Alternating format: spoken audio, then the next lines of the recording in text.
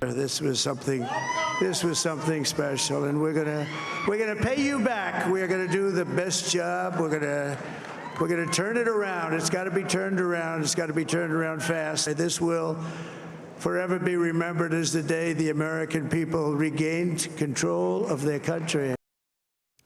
There's Donald Trump giving a victory speech earlier this morning. The Fox News decision desk projecting President Trump has defeated Vice President Kamala Harris and will become the 47th president. Trump winning the key battleground states of North Carolina, Wisconsin, Pennsylvania, Georgia, Michigan, Nevada, and Arizona are still too close to call. Joining me now is Chief Pollster of the Trafalgar Group and co-host of Polling Plus, Robert Cahaly. Also with me is former senior advisor to the Clintons, Stagwell chairman and CEO, and the Harris Poll chairman, Mark Penn. Gentlemen, great to see you both. Thank you so much for being here. Mark, I want to kick things off with you. You've got a new op-ed out this morning titled "Trump's Triumph Sends a Major Message." It's the working class and middle American that run our country. Mark, tell us more. Well, just look at the map of what happened, and you can see very clearly. I think the message to coastal elites is you don't run this country.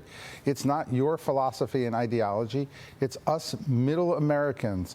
It's mainstream America who says, I want a better economy, I want less inflation, I want a border, I want stronger security.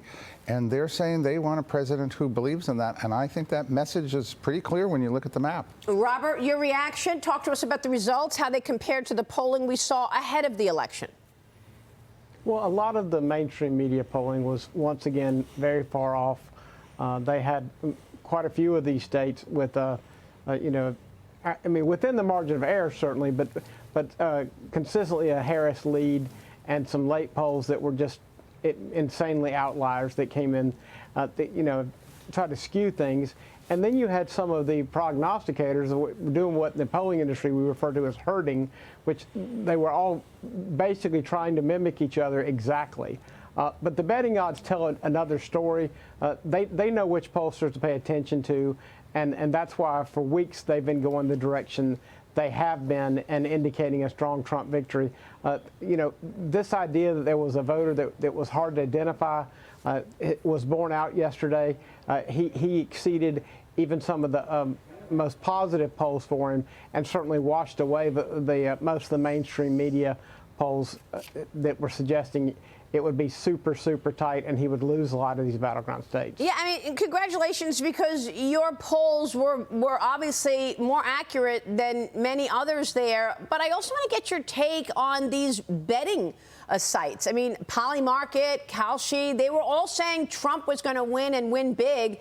And people saying, oh, no, this is just, money and people are making bets. But they were also very accurate. Well, that's the point.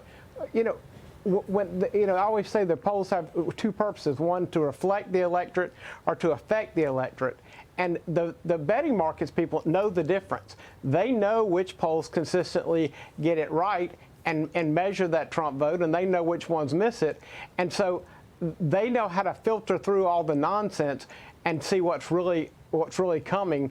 And that's why there's so much more. I mean, when people put their money on the line, it's not like trying to push an agenda. They're trying to win and they're trying to make money, and that they don't waste their time on polls that are just trying to paint a picture, not try to paint the reality. Yeah. Mark, I want to get your takeaway on what struck you most in this election. I mean, you had key voting groups pushing Trump to this projected victory. He led among white women nationally compared to Harris, according to the Fox News voter analysis. He made significant gains among Latino men and women, black men this election. Trump also winning among men and women, which I think was interesting.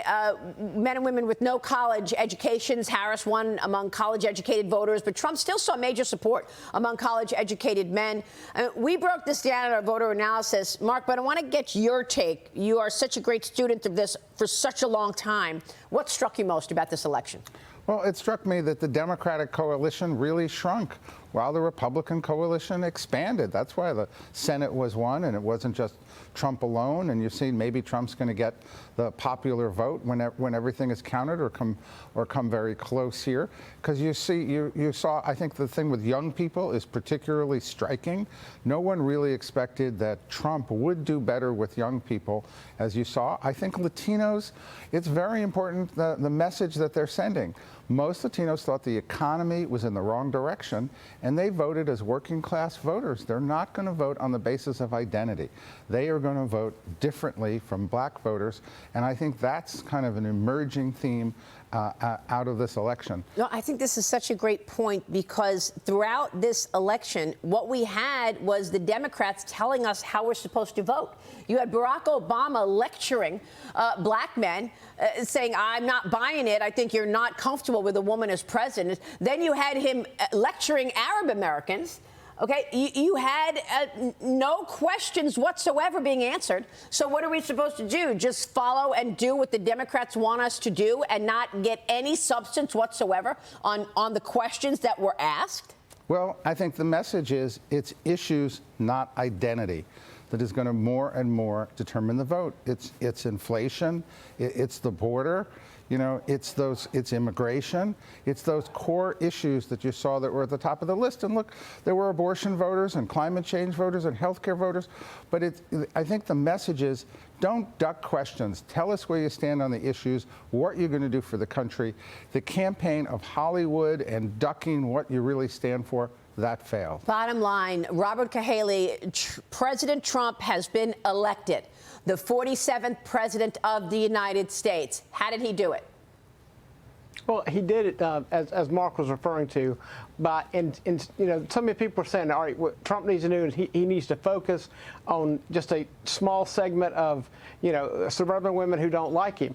Instead, you know, and he improved his margins there, but instead he went straight at the Democrat coalition. He took that youth vote from, you know, a 20-something point range to down to 10 on mainly the strength of young men, and he cut into the Hispanic vote over 40%, and he cut into the black vote. So he took their base coalitions, campaigned to them, treated them like any voter who needs to have the respect of being campaigned to, and won them over. Real quick on women, Mark, because I think women were the sleeper segments here.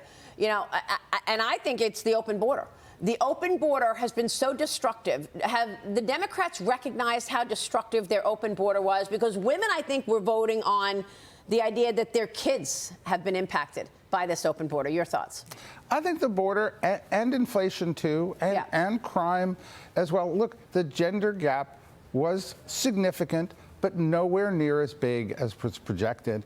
I think you saw that Seltzer Iowa poll, and everybody was fearing, you know, I was saying, well, maybe there will be soccer grannies here who really are going to side. And that theory was really shot down. I think what we saw is that women feared about, I think, principally the economy more than anything else. Hey, how about that Iowa poll? How wrong was that in the 11th hour? It really was completely wrong. I mean, there was no truth to it whatsoever. She was a great pollster. It's a terrible stain on her record.